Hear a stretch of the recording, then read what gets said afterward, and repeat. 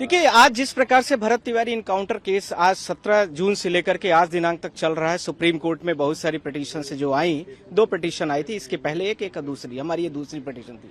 हमने chief justice of India के direction पर इस रीट को फाइल किया था। बड़ी ओपनली, बड़ी ऑनेस्टी इस बात को कर रहा हूं क्योंकि आपका एनआई चैनल है। दूसरा, इसके साथ मैं बोलना चाहता हूं, ऑनरेबल ने मुझे बोला था, इसलिए मैंने यहाँ पर रीट पिटीशन फाइल किया है। आज मैं उसको लेटर में भी ऑनरेबल के पास भी इस चीज को कम्युनिकेट करूंगा। दूसरा, जिस प्रकार से उत्तर प्रदेश स्टेट ने बिहार स्टेट ने जो पूरी की पूरी प्रकार की जितनी भी घटनाएं थी उसके बारे में बोला, वहां के जो वो थे, क्या नाम है, एडीजी का नाम तो मुझे याद नहीं है अभी एग्जैक्ट, तो उन्होंने एडमिट किया कि ये जो भी घटना घटी है उसमें पुलिस का कहीं न कहीं पर फॉल्स हुआ है, पुलिस की उसकी कमियों से हुआ है।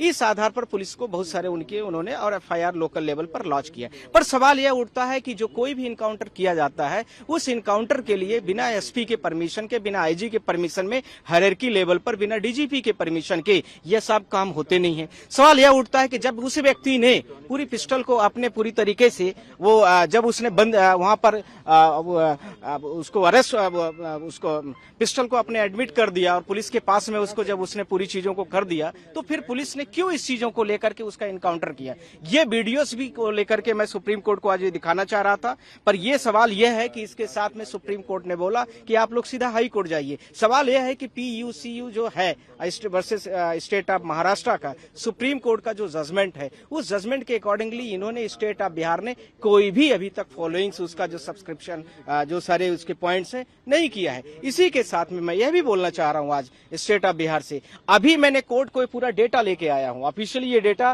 कि यहां पर आप देख सकते हैं कि अभी आज दिनांक तक में, आज मतलब 10 दिन के अंदर में लगभग 80 दिन के अंदर में लगभग वहां पर 10 इनकाउंटर हो चुके हैं और वहां पर कोई भी जुडिशियल एक्टिविटीज नहीं हो रही है। न तो स्टेट ऑफ वहां का जो हाई कोर्ट है वो कॉग्निजेंस लेता है, न तो पुलिस लेवल पर या एडमिनिस्ट्रेशन लेवल पर है। तो इसके साथ में जो हमारे एफआईआर दर्ज करने की, उसके साथ उस विभिन्न गांव के लोगों पर जो एफआईआर दर्ज है उसको पूरा कैंसिल करें, उस एफआईआर को उसको क्वैश किया जाए। और इसके साथ में जब इस प्रकार से पूरे स्टेट के लोगों को अपने कमांड में, अपने दबाव में रख लिया है, तो कौन उनके खिलाफ में और कौन इसके अगेंस्ट में पिटीशन फाइल कर सकता है? तो जाहिर सी बात है बाहरी लोग ही कर पाएंगे, वहां बिहार के लोग नहीं कर सकते। उत्तर प्रदेश में इसी प्रकार की घटनाएं घट रही हैं, वहां भी नहीं किया जा सकता। तो सवाल यह है कि देश के लोग कहां जाएंगे? जब जुडिशियली इस प्रकार से करेगी तो फिर देश में कहां पर न्याय मिलेगा आपको? स्टेट ऑफ बिहार आप हाई कोर्ट भेज रहे हैं, क्या बिहार की घटना है, इतना बड़ा कॉग्निजेंस है, स्टेट ऑफ बिहार उसमें सुमोटो वहां के चीफ जस्टिस नहीं ले सकते थे? जाहिर सी बात है ले सकते थे, पर अभी तक तो कुछ नहीं हुआ। तो ये सारी चीजों को लेकर के हमें उन्होंने बोला आप बिहार जाइए और वहां के पटना हाई कोर्ट में आप लोग फाइल करिए। तो मैंने उनको इस बात को आगे एडमिट किया, ठीक है। और पर यह है कि इससे पहले मैं आज चीफ जस्टिस ऑफ इंडिया से मिलूंगा भी और इस चीज को रिक्वेस्ट भी करूंगा। आगे के 2 हमारे प्लान है। पहले तो मैं चीफ जस्टिस ऑफ इंडिया से आज अपॉइंटमेंट लूंगा अभी थ्रू उनका जो ओएसडीज है उसका, पहला। दूसरा, वो हमें क्या गाइड करते हैं, क्या डायरेक्शंस करते हैं, उसके बाद हम आगे के स्टेप्स लेने जा रहे हैं।